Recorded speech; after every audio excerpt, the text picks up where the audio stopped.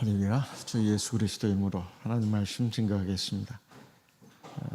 마태복음 28장 18절 19절 제가 읽고 20절은 같이 읽겠습니다. 마태복음 28장 18절 19절 제가 읽고 20절은 같이 읽습니다. 예수께서 나와 일러 가라사대 하늘과 땅의 모든 권세를 내게 주셨으니 그러므로 너희는 가서 모든 족속으로 제자를 삼아 아버지와 아들과 성령의 이름으로 세례를 주고 20절 같이 읽습니다.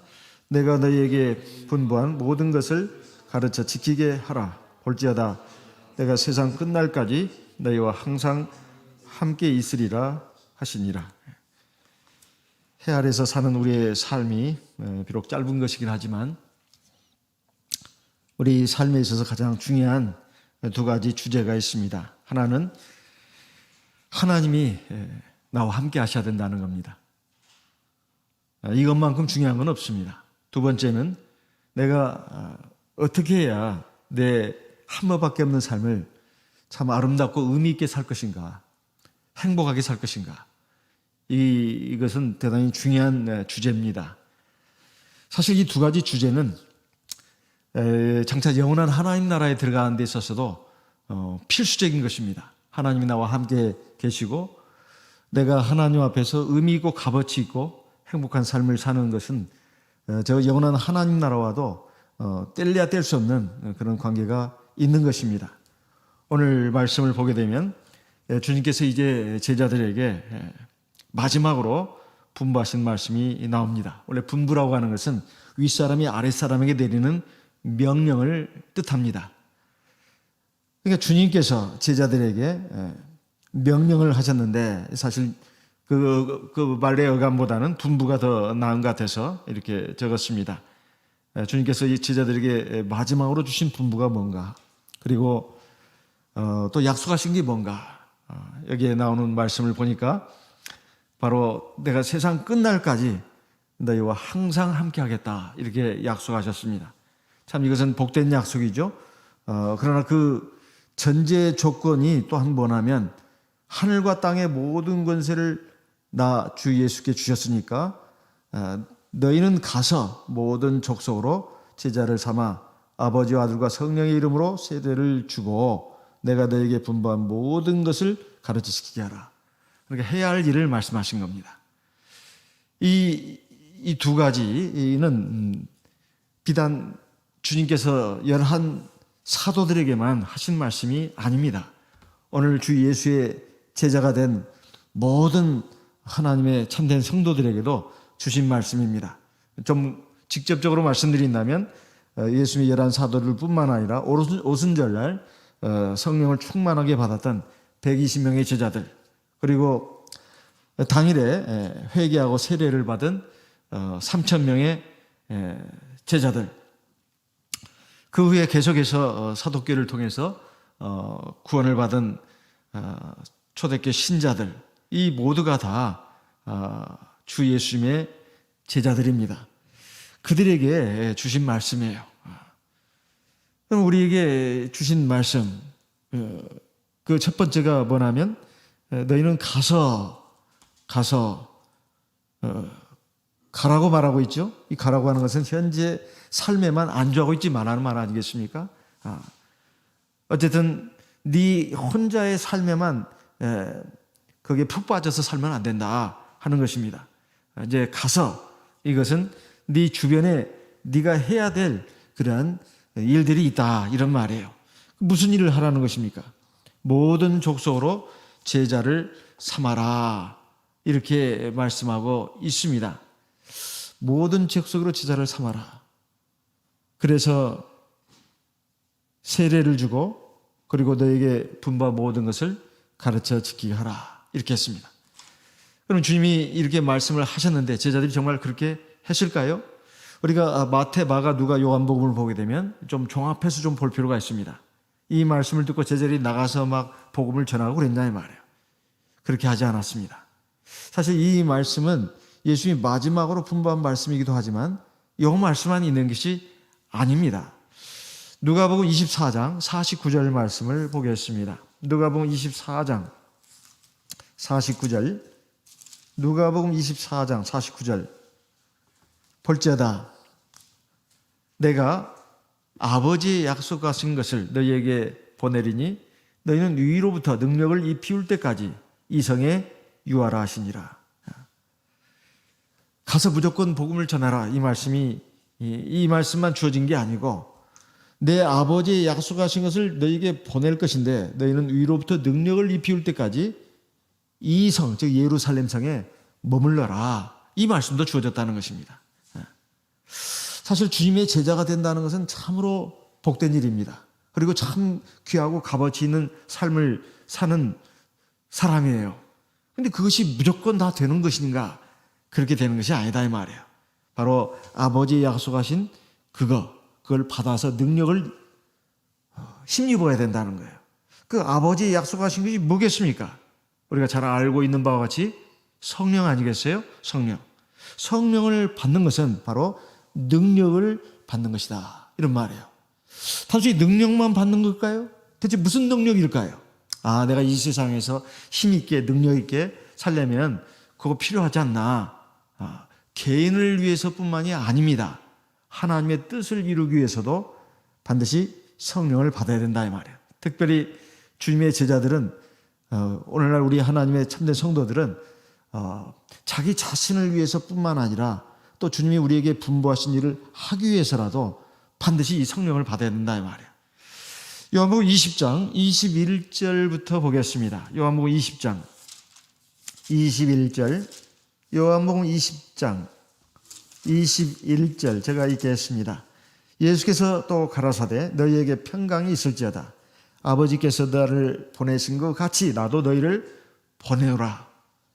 22절 이 말씀을 하시고 저희를 향하사 숨을 내쉬며 가라사대 성령을 받으라. 23절 너희가 네 죄든지 사하면 사여질 것이요 네 죄든지 그대로 두면 그대로 있으리라 하시니라.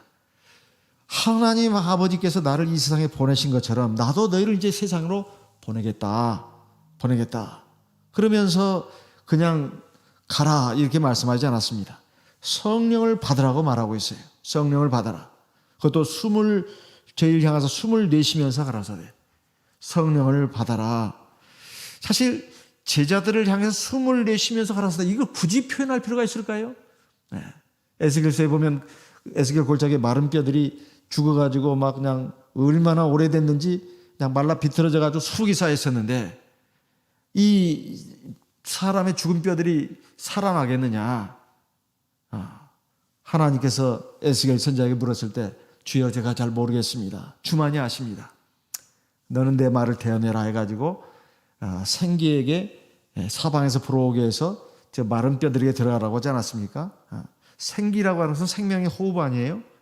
주님께서 저희를 향하사 숨을 내쉬며 가라사대 이것은 마치 지금 제자들이 지금 살아있는 것 같지만 사실 영적으로 완전히 살아있는 게 아닙니다. 이제 성령을 받으라는 거예요. 성령을 받으면 너희들이 살아서 움직이는 하나님의 군대가 될 것이다. 이런 말입니다. 그러면 이제 어떤 일을 할 것이냐? 바로 주님의 몸된 교회가 세워지는 데 있어서 꼭 필요한 그 전제 조건이 갖춰지는 거예요. 교회라고 하는 것은 사람의 영혼을 구원하는 하나님의 집입니다. 그럼 거기에 뭐가 있어야 되겠어요? 하나님이 있어야 되잖아요. 하나님이 영이십니다. 거룩한 영, 홀리 스피리트, 성령이다 이 말이에요. 성령이 있어야 하나님의 집, 교회에 성령이 있어야 죄를 사하는 권세가 주어집니다. 성령이 없는 교회는 이 세상 어떤 사람의 죄도 사할 수 있는 권세가 없습니다. 아무리 예수라는 이름을 붙인 교회라 하더라도 하나님의 영, 성령이 없는 교회에서는 죄를 사할 수 있는 권세가 없습니다. 그래서 아무리 예수님의 11 제자들이라고 하지만은 나가서 예수 이름으로 세례 주고 성령 주고 그건 예수님이 세상에 계실 때는 그게 가능했어요. 바로 생명의 주님이 함께하고 주님께 권세를 받아가지고 한 것이니까 회개의 세례, 죄사함 받게 하는 회개의 세례를 베풀었습니다만 이제 주님이 하늘로 올라가시고 나면 제자들이 이제 주님의 몸된 교회를 이루어서 죄 사하는 권세가 있는 세례를 베풀어야 되는데 무슨 권세로 하냐 이 말이에요. 예수 이름만 가지고만 할 수 있을까요? 예수 이름만 가지고 할 수 있는 게 아니고 당연히 예수 이름으로 해야 되는데 거기에 반드시 예수의 영, 하나님의 영, 성령이 있어야 된다 이 말이에요. 그래야 죄사함의 권세가 따르는 세례를 베풀 수 있다 그 것입니다. 너희가 네 죄든지 사하면 사하여질 것이요. 여기 너희라고 하는 것은 사도들을 말하는 것이고 사도들에 의해서 세워지는 교회를 말하는 것입니다. 사도들과 교회, 그 교회에서 죄를 사하는 권세가 있는 세례를 베풀려면 반드시 성령이 있어야 된다는 거예요. 그래서 어떻게 했습니까? 사도행전 1장을 보시겠습니다. 사도행전 1장 5절 4절 5절 제가 읽습니다. 그리고 8절은 같이 읽겠습니다. 4절 사도행전 1장 4절 사도와 같이 모이사 저희에게 분부하여 가라사대 예루살렘을 떠나지 말고 내게 들은 바 아버지의 약속하신 것을 기다리라. 5절 요한은 물로 세례를 베풀었으나 너희는 몇 날이 못되어 성령으로 세례를 받으리라 하셨느니라. 지금 너희들은 세례만 받았는데 이제 성령을 받게 된다. 그냥 성령을 받는다고만 말씀하지 않고 성령으로 세례를 받는다고 말하고 있어요. 성령으로 세례 받는다고 하는 것은 우리가 세례 그러면 원문적으로 밥티스마라고 합니다. 헬라어 원문에 물에 잠긴다는 뜻이에요. 그러면 성령을 받는데 찔끔 받는 것이 아니라 물에 푹 잠기듯이 받는다는 거예요.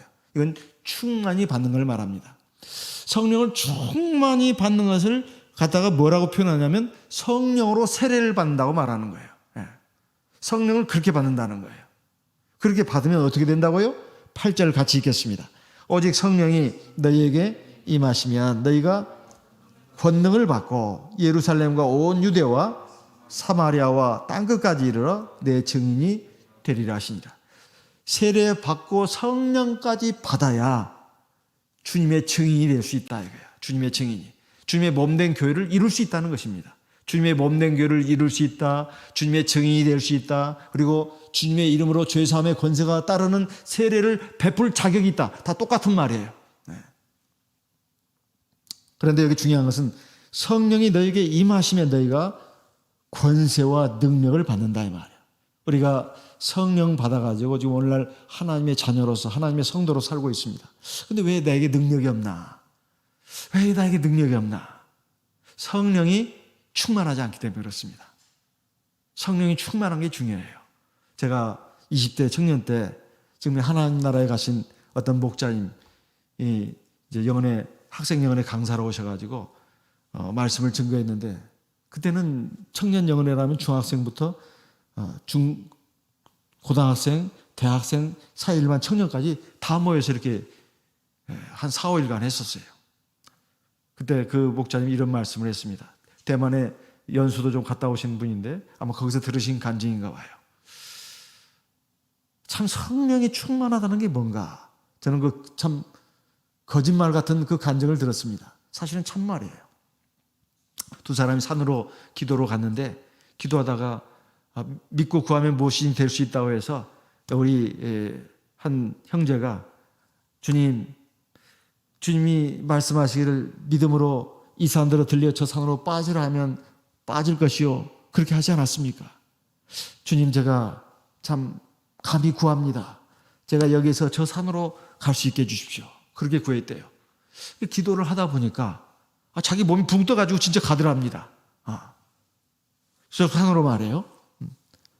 근데 두 사람이 기도를 하고 있는데 갑자기 그 옆에 기도해 본 사람이 자기하고 같이 기도하는 사람이 소리가 점점 작아지면서 멀어져 가더래요. 이게 웬일인가 봤더니 자기하고 같이 기도했던 형제 하나가 저 산을 향해서 날아가고 있더란 말이에요. 아이고 참 이게 무슨 희한한 광경인가. 그래가지고 그 형제도 믿음으로 또 기도했답니다. 주님 저도 저렇게 될 수 있을까요? 저도 저렇게 해주십시오. 같이 날아갔답니다. 참 기가 막힌 노릇이죠. 그런 그 간증도 있습니다. 그리고 사실 우리가 몇 년 전에 몇 년 전이 벌써 몇 년이 수년이 됐습니다. 대만에서 오신 어떤 목자님이 이런 간증을 해주셨어요. 지금은 아마 왕래가 쉽지 않고 아마 어떻게 왕래를 하시는지 모르지만은 중국의 우리 참여식의 성도님들이 많지 않습니까? 전 세계적으로 아마 제일 많을 거예요. 적게는 뭐 수십만, 많게는 뭐 100만이 넘는다고 하는 얘기도 들리는데 거기에 이제 가가지고 이제 뭐 강습회라든가 뭐 영은회도 이렇게 주관하시고 이렇게 오시고 아마 그런 모양입니다. 그런데 거기에 어떤 그 성도님이 80대 할아버지인데 교회에서 멀리 떨어진 곳이래요. 근데 이 할아버지가 어느 날 안식일에 대해서 교회를 가야 되는데 차비가 없더라는 거예요. 아마 좀 형편이 어려웠던 모양이죠. 근데 교회는 가고 싶고 거리는 너무 멀어요. 걸어서 가기는 너무 먼 거리입니다. 차를 타고 가야 돼요. 그래서 이제 하나님께 기도했답니다. 하나님, 제가 이 안식일에 교회를 가고 싶은데 지금 오늘 어떻게 차비가 없습니다. 어떻게 교회를 갈 수 있을까요? 이렇게 80대 노인 할아버지 성도님이 하나님께 간절히 기도했답니다. 그랬더니 천사가 나타나가지고는 우리 할아버지 성도님을 딱 붙들어가지고는 휙 날아가더래요. 그래가지고 안식일에 교회당에 딱 앉혀놓더랍니다. 그리고 이제 안식일 오전 예배, 그 다음에 점심 먹고 오후 예배 다 드리고 이제 가야 되잖아요. 어떻게 가겠습니까? 역시 마찬가지였대요. 천사가 나타나가지고 할아버지를 모시고 집에까지 딱 데려다 줬다는 거예요. 제가 귀를 의심했습니다. 그 사실이냐고. 좀 그거 과장 아니냐고. 제가 이렇게 물었더니 사실이라는 거예요. 그 증인들이 그 해당 교회에 많이 있답니다. 하나님의 특별한 역사입니다. 이게 권능이에요. 이게 권능입니다. 우리가 성령을 받기만 했지 사실은 성령이 미약한 경우가 참 적지 않습니다. 자기 신앙 하나도 제대로 붙들지 못해가지고 아주 늘 막 안절부절 못하고 노심초사하고 또 육신의 정욕에 의해서 내가 하나님 앞에 참 온전히 서지도 못하고 또 세상의 여러 가지 풍조, 마귀의 시험 이것에 의해서 막 바람 앞에 촛불처럼 흔들거리고 이렇게 까막까막할 때도 참 적지 않는 것이 오늘날 우리 적지 않은 성도님들의 모습입니다. 그러다가 그냥 세파에 휩쓸려가고 마귀의 시험에 걸려서 넘어져 버리고 이것은 사도계 이제 중반 후기로 갈수록 그 증세가 심해졌습니다. 이제 말세에 늦은 비 성령으로 세워진 우리 참교회는 어떻게 해야 되겠습니까? 시작은 미약하지만 갈수록 왕성해져야 되지 않겠습니까? 그래야 우리 주님께서 우리에게 주신 그 사명을 잘 감당할 수 있지 않겠습니까? 그 비결이 뭐겠습니까? 주님의 말씀도 많이 들어서 알고 지식적으로 말해요. 뭐가 옳은지도 압니다. 그런데 힘이 없어요. 도대체가 능력이 없다 그 말이에요. 성령도 받았고 세례도 받았는데 주 예수 이름도 있는데 예수로 일컬어지는 성도인데 하나님의 백성인데 자녀인데 문제는 힘이 없다는 거예요. 힘이. 자기 자신도 제대로 건사할 수 있는 힘이 없어가지고 늘 비틀거립니다. 이래가지고서 어떻게 우리가 주님이 우리에게 부탁하신 분부를 지킬 수 있겠어요? 그리고 주님이 나와 어떻게 함께 하실 수가 있겠습니까? 내가 정말 주님을 믿고 사랑하고 의지하고 하나님 말씀을 같이 순종해서 따라가야 하나님이 함께 하시는 겁니다. 주 예수께서 함께 하시는 거예요. 내가 세상 끝날까지도 함께 하겠다. 그것만 딱 떼가지고 이렇게 달달 외우는 분들이 있더라고요. 그게 아닙니다. 네가 나를 정말로 경외하고 사랑하고 의지하고 내 말씀을 따라가면 내가 너와 함께 한다고 하나님께서 모세에게 하셨던 말씀을 여호수아에게도 하셨습니다. 그 말씀과 이 말씀이 똑같은 말씀이에요. 다른 말씀이 아닙니다. 하나님께서 나를 세상 끝까지나 지켜주신다고 해서 그것만 금과 옥조로 믿고 나가는 신앙은 이 반쪽 신앙입니다. 불완전한 신앙이에요. 그게 아닙니다. 그것을 당연히 믿어야 합니다. 성령이 나와 함께 하시는 것. 그렇지만은 사실은 성령이 함께 나에게 있다고 해가지고 하나님의 능력이 나타나고 하나님의 역사가 나타나고 하나님의 은혜가 폭포수처럼 쏟아지고 그런 의미의 함께 하심은 대체 어떻게 나타나는 것일까요? 바로 주님의 말씀을 따르고 순종하는 것입니다. 그랬을 때 주님이 진짜 함께 하시는 거예요. 그냥 명목상으로만 함께 하시는 것이 아니라 주님의 능력이 나타난다 그 말이에요. 주님의 역사가 일어난다 그 말입니다. 주님의 은혜가 풍성하게 임한다 그 말이에요. 이것을 우리가 바라는 거 아니겠습니까? 그래서 성령의 세례를 받을 때까지 너희는 이 성에 머물러라. 그래가지고 그 주님의 11 사도들과 나 막달라 마리아 또 다른 마리아 예수님의 어머니 마리아까지 또 예수님의 육신상의 동생들까지 포함해가지고 120명이 예루살렘에서 가까운 그곳에 어느 집에서 마가의 다락방으로 도둑 추정합니다. 거기서 한 열흘 정도 열심히 전심으로 기도했잖아요. 그래가지고 오른손질날이 이름에 성령으로 충만하게 세례를 받았습니다. 그래가지고 능력이 나타났는데 엄청난 역사가 일어났잖아요. 베드로 그가 뭐 얼마나 대단한 지식과 능력을 가진 사람이 아닙니다. 그런데 그가 하는 말 한마디 한마디가 그 많은 사람들의 마음을 찔렀습니다. 그래가지고 당일에 회개해가지고 세례받은 사람이 3,000명이나 되지 않았습니까? 그래가지고 사도행전 3장으로 나오면 성전에 이제 기도로 가다가 안진뱅이 거린을 갖다가 주 예수 이름으로 이렇게 세우지 않았습니까? 그것은 다 주님의 능력이 바로 거기에 나타난 거예요. 오늘 저와 여러분도 마찬가지입니다. 우리가 개인적으로나 교회적으로나 가정적으로나 하나님의 능력이 함께 하려면 성령으로 세례를 받아야 합니다. 즉 충만해져야 된다 이런 말씀이에요. 그래가지고 이 제자들이 성령이 충만해져 가지고 일단은 자기들을 개인적으로는 하나님 앞에 바로 섰습니다. 그런데 나가서 막 복음을 전하고 그랬습니까? 그것도 쉬운 일이 아닙니다. 사람은 일단 다 자기 문제가 급해요. 내가 살고 봐야 돼. 그래서 처음에는 다 자기에게 집중하는 경향이 있습니다. 내가 잘 되는 거, 내가 행복한 거, 내가 즐거워지는 거, 내가 힘이 있는 거, 이걸 다 일단 추구하는 거예요. 근데 사람이 그렇게만 살다 보면 정말로 행복해지는 게 아닙니다. 이제 이 물이 흘러야 된다 이 말이에요. 어떻게 흘러야 될까요? 바로 하나님께서 역사를 하셨습니다. 사도행전 8장 4절 말씀을 읽어보겠습니다. 사도행전 8장 4절입니다. 사도행전 8장 4절. 사도행전 8장 4절. 그 흩어진 사람들이 두루 다니며 복음의 말씀을 전할세. 여기 보니까 흩어진 사람들이 두루 다니며 복음의 말씀을 전했다. 흩어졌다고 되어 있습니다. 누가요? 초대교회 성도들이 흩어졌어요. 그전에는 한 곳에 모여만 있었어요. 똘똘 뭉쳐가지고 서로 떡을 떼고 서로 하나님의 말씀으로 서로 가르쳐주고 배우고 또 전심으로 기도하고 사랑의 교제를 하면서 열심히 우리끼리 잘 지내세 하면서 이렇게 똘똘 뭉쳐 있었다 이 말이에요. 근데 하나님 뜻이 그게 다가 아닙니다. 일단은 하나로 똘똘 뭉쳐가지고 모이는 것도 필요하지만 사실은 그렇게 돼 있으면 고인물이 되는 거예요. 고인물은 반드시 섞게 되어 있습니다. 개인이든 가정이든 교회든 어떤 집단이든 고인물은 섞게 되어 있어요. 흘러야 됩니다. 흘러야 돼요. 그런데 어떻게 흩으셨을까요? 사도행전 7장에 보니까 스데반이 순교를 당했습니다. 진리의 복음을 전하다가 죽임을 당했어요. 그러면서 예루살렘 지역에 있는 그리스도인들에게 대박해가 시작됐습니다. 그리고 많은 사람들이 이제 죽게 생겼어요. 어떡합니까? 아무리 내가 하나님 믿는 백성이지만 여기서 개죽음을 당해서는 안 되겠다 해가지고 막 짐 싸들고 막 사방 뿔뿔이 도망가는 거예요.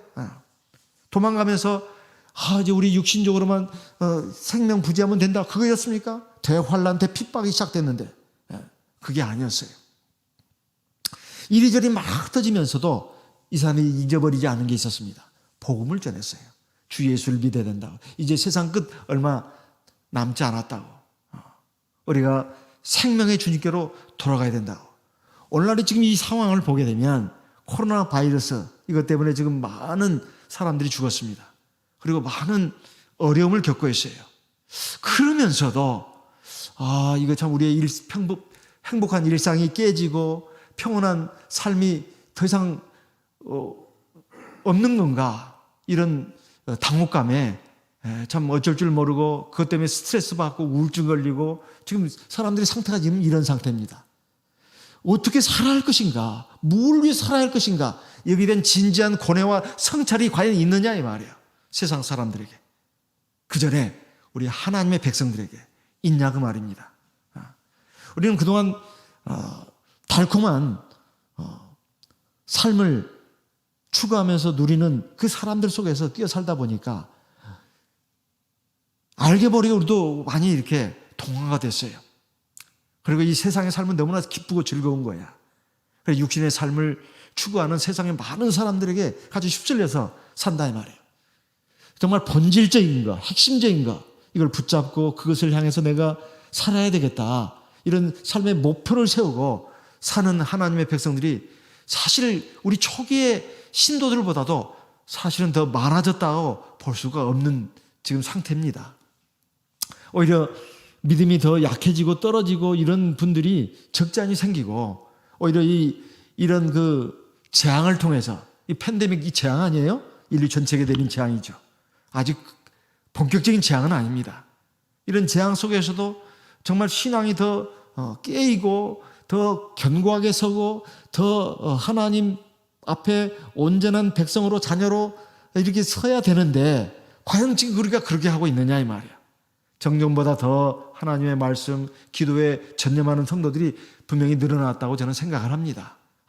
그냥 그에 못지않게 오히려 믿음에서 떨어지는 신도들이 또 적지 않다는 것이 또 지금 여러 자료를 통해서도 나오고 있다 이 말이에요. 특히 한국교회의 경우는 그렇습니다. 믿음이 더 강해지는 분들도 계시고 지금 두 방향이에요. 믿음이 견고하게 서고 강해진 분도 있고 더 본질적인 것이 바로 기도와 말씀이다. 이걸 이제 깨닫고 거기에 집중하게 되는 성도님들이 늘어난 것도 사실입니다. 반대로 오히려 더 약해지고 이제 교회들이 더 안 나오고 이러다 보니까 온라인 예배다 뭐다 이러다 보니까 누가 서로 북돋아주고 격려줄 사람이 없는 이런 신도들은 약해지고 떨어지는 이런 현상들이 전국적으로 있다는 그 얘기를 들었습니다. 이것은 뭐 세상 교회는 뭐 굳이 우리가 참고할 대상은 아닙니다만 일반 교회도 마찬가지라고 뭐 들었습니다. 근데 우리 참교회도 그렇다는 겁니다. 그런데 이 초대교회 때 이 대핍박, 대환란이 주어지니까 성도들이 막 그 쫓겨가면서도 이제 세상 끝날이 다 왔나 보다 해가지고 가면서도 복음을 전했다 이 말이에요. 사실 이것 때문에 자기들이 지금 쫓겨나고 지금 도망가고 있는 처지인데 그것 때문에 믿음이 약해진 것이 아니라 오히려 강해져가지고 세상 끝날이 가까웠구나 해가지고 가면서도 생명의 복음을 전했다 이 말이에요. 오늘 우리도 마찬가지입니다. 우리가 살아가면서 개인적으로나 가정적으로나 혹은 교회적으로나 또는 전 세계적으로 하나님이 내리시는 어떤 재앙이라고 분명히 느껴지는 그런 것들이 있을 때 우리가 하나님 앞에서 과연 무엇을 진정으로 추구해야 할 것인가 이것을 생각해야 된다는 거예요. 주님은 말씀하셨습니다. 너희는 가서 모든 족속으로 제자를 삼아라. 여기 모든 족속이라고 하는 것은 민족, 인종, 차별 없이 모든 민족, 모든 인종 이걸만 말하는 게 아닙니다. 세상에 보면 각계각층의 사람들이 있어요. 많이 배운 사람, 보통 사람, 못 배운 사람, 잘난 사람, 보통 사람, 못난 사람 각계각층의 사람들이 있어요. 이 각계각층의 사람들에게 하나님의 말씀을 전하고 가르쳐야 된다는 것입니다. 이 모든 족속으로 제자를 삼아서 어떻게 하라는 거예요?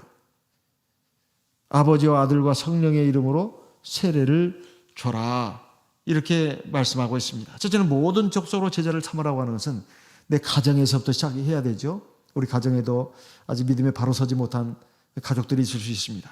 우리 친척, 친구들 가운데도 사실은 이렇게 자기 주의를 중심으로 해서 생각을 해야 돼요. 좀 멀리 무슨 비행기 타고 어디 가가지고 꼭 선교 활동만 하는 것이 다가 아니고 내 주변에 나와 대면하면서 사는 사람들 이런 사람들에게 하나님의 말씀을 전해야 된다는 거예요. 이것은 그 사람을 위해서 꼭 말한 게 아니에요. 하나님의 지혜는 참으로 놀랍습니다. 정말로 그 지혜는 놀라워요. 왜 하나님이 하시면 될 일을 우리 보고 하라니 말이에요. 그래서 바로 내가 하나님의 말씀을 전하고 가르치면서 내가 삽니다. 내가 믿음이 생겨요. 참 희한한 일이에요. 그래서 교회에서 제일 행복한 위치에 있는 사람이 누구냐? 제가 개인적으로 말하면 목자님들입니다. 왜 그런 줄 아세요? 물론 육신적으로는, 정신적으로는 쉽지 않습니다. 그러나 영적으로만 본다면 제일 행복한 사람이에요. 왜? 하나님 말씀을 전하고 가르치기 위해서 기도를 정말 많이 해야 되지 않습니까? 그리고 하나님 말씀을 늘 많이 읽고 생각해야 되잖아요. 이게 첫째는 자기를 가르치는 겁니다. 그래야 하나님 함께 하잖아요. 그리고 또 가르칩니다. 그러면 자기가 또 깨달아요. 가르치면서. 자기가 어설프게 하는 걸 가르칠 수 있을까요? 지금 어설프게 깨달은 거, 어설프게 하는 걸 가르치면 듣는 사람도 신경이 납니다. 짜증이 나요. 그리고 반응도 없어요. 역사도 없어요. 그러니까 이 하나님의 말씀, 이것은 꼭 목자님만 그런 게 아니에요. 교회에서 아동부 교사나 중고등부 교사나 또는 교회에서 또 그 직분을 받아가지고 가르치는 일에 종사하시는 분들 다 해당되는 것입니다. 그럼 그분들만 하늘나라 가면 될까요? 그게 아닙니다. 그게 아니에요. 우리가 교회에서 직분을 안 맡아다 하더라도 우리는 다 직분을 받은 사람이에요. 우리는 다 왕 같은 제사장들입니다. 디모데전서 4장 13절 말씀을 보겠습니다. 디모데전서 4장 13절입니다. 디모데전서 4장 13절 같이 읽겠습니다. 디모데전서 4장 13절 같이 읽습니다. 내가 이를 때까지 읽는 것과 권하는 것과 가르치는 것에 창념하라. 16절 읽습니다. 네가 네 자신과 가르침을 삼가 이 일을 계속하라. 이것을 행함으로 네 자신과 네게 듣는 자를 구원하리라. 가르치는 거, 읽는 거, 권하는 거 힘쓰라는 거예요. 누구나 다 할 것 없이 주님의 제자라면. 이것은 그 가르침을 받는 그 상대방을 위해서만 그런 게 아니라 그 일을 하는 내가 구원을 받는다는 거예요. 하나님의 지혜는 아주 신묘막측합니다. 참 하나님의 지혜에 감탄할 수밖에 없어요. 저도 청년 시절에 몇 사람들을 전도해봤고 또 전도의 열매를 거두게 됐습니다. 사실 그것이 제가 목자로 헌신하게 된 중요한 동기 중에 하나가 됐어요. 복음을 전하면서 전도를 몇 사람 했고 또 세례 성령도 받게 하고 그렇게 했습니다. 또 안 된 경우도 많아요. 전도를 하면서 안 되는 거예요. 근데 그것도 실패가 아닙니다. 아니, 그렇게 하면서 내가 더욱더 성경을 보게 되는 거예요. 그리고 내가 이 받은 진리가 진짜 참 진리다. 생명의 진리다. 이 세상에 어디에도 없는 진리다. 이걸 확신하게 됐어요. 저를 위한 거 아닙니까? 여러분도 마찬가지입니다. 꼭 목자가 되고 교회에서 무슨 교사가 되고 직분자가 되고 그래야 되는 게 아니에요. 저는 청년실에 직분이 없었습니다. 그냥 내 마음에만 우러나는 거예요. 내 친구들, 내 후배 전해야 되겠다. 그래서 교회도 데리고 옵니다. 목자님도 이렇게 연결시켜줘요. 지금 사회 각층에서 이름깨나 날리는 그런 사람들이 우리 교회도 발을 디딘 적이 있습니다. 제법 숫자가 되죠. 그렇지만 제가 부족해서 그러겠죠. 열매는 맺지는 못했습니다만 그보다 못한 사람들은 그래도 열매는 몇 사람 맺었습니다. 그러나 중요한 것은 어쨌든 간에 우리가 무슨 지혜가 있고 능력이 있고 그래서가 아니라 우리가 하나님께 받은 구원의 은혜, 이 진리가 얼마나 귀한 것인가. 이것을 내가 할 수 있는 한 이렇게 최대한 힘을 다해서 전하고 가르치는 것은 그것은 그 상대방에게 유익을 주기 전에 첫째 나에게 유익이 있다는 거예요. 그래서 우리가 이걸 해야 된다는 것입니다. 가정에서도 우리가 이 가정예배 한 달에 한 번 정도 드리지 않습니까? 이거 굉장히 유익한 거예요. 가정에도 제사장이 있잖아요. 가장 혹은 그 자녀들도 돌아가면서 해도 됩니다. 그래가지고 한 10분 정도 말씀을 이렇게 인도하도록 하는 것은 그 사람에게 굉장히 유익이 있어요. 가정 예배도 필요합니다. 우리가 수동적으로만 받는 교육뿐만 아니라 능동적으로도 하는 것이 중요하다 그 말이에요. 골로새 3장 16절 말씀을 읽겠습니다. 골로새 3장 16절. 골로새서 3장 16절입니다. 같이 읽겠습니다. 골로새서 3장 16절 같이 읽습니다. 그리스도의 말씀이 너희 속에 풍성히 거하여 모든 지혜로 피차 가르치며 권면하고 시와 찬미와 신령한 노래를 부르며 마음에 감사함으로 하나님을 찬양하고. 여기 보면 그리스도의 말씀이 너희 속에 풍성히 거해야 된다. 그래서 어떻게 한다고요? 서로 가르치라. 서로 가르치라. 이것이 우리에게 있어야 됩니다. 그러려면 교회에서 우리가 당연히 예배 드리는 것은 당연히 마땅히 해야 합니다. 우리가 가르침을 받는 거예요. 가르침을 받고 거기서 머물러서는 안 되고 이것을 가지고 또 남을 가르쳐 줄 수 있는 데까지 나가야 된다 그 말입니다. 이것은 자기를 위해서, 자기의 생명을 위해서, 자기의 복을 위해서 필요한 일입니다. 그럼 뭘 가르쳐 주는 것인가? 바로 주님께서 우리에게 분부한 모든 것입니다. 20절 마태복음 28장 20절입니다. 내가 너에게 분부한 모든 것을 가르쳐 지키게 하라. 주님이 제자들에게 분부한 모든 것이라고 하는 것은 하나님의 말씀이에요.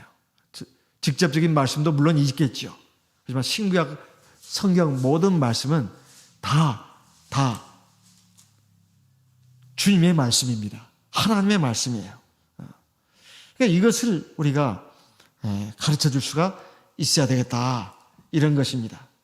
근데 그에서 가장 핵심은 일단은 구원을 받도록 하는 거 아니겠어요? 19절을 마태복음 28장 19절입니다. 아버지와 아들과 성령의 이름으로 세례를 주고. 세례를 받는 데까지 일단 나가게 해야 됩니다. 그게 첫 번째 관문이에요. 예수를 믿고 아버지와 아들과 성령의 이름으로 세례를 받고. 이건 우리가 여러 번 들어서 잘 알고 있습니다. 아버지와 아들과 성령의 이름으로 주라고 했어요. 그래서 어떤 교회에서는 성부, 성자, 성신의 이름으로 너에게 세례를 주노라 이렇게 합니다. 이건 진짜 우스운 일이에요. 어떤 아들이 예전에는, 지금은 이제 다 전산화되고 편리하게 돼서 카드가 나오고 이래서 그랬지만 옛날에는 은행에 가서 돈을 찾으려면 통장하고 도장을 가져갑니다. 아버지가 아들한테 부탁했습니다. 얘야 아버지 통장이다. 가서 돈 좀 찾아와라. 통장도 주고 그 도장도 주고 주민등록증도 주고. 그럼 아들이 갑니다. 가가지고 보니까 그 쓰는 난이 있어요. 입출 그 전표가 있잖아요. 거기다가 이름을 써야 되는데 아버지 이름을 써야 되잖아요.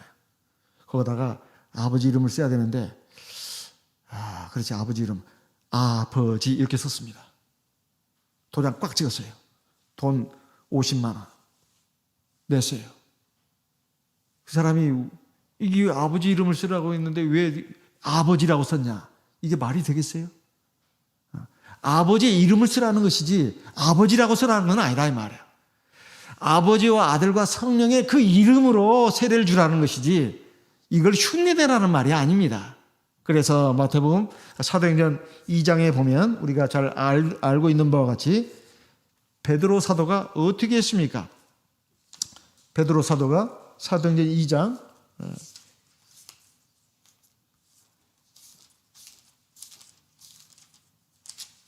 38절 베드로가 가로되 너희가 회개하여 각각 예수 그리스도의 이름으로 세례를 받고 죄사함을 얻으라.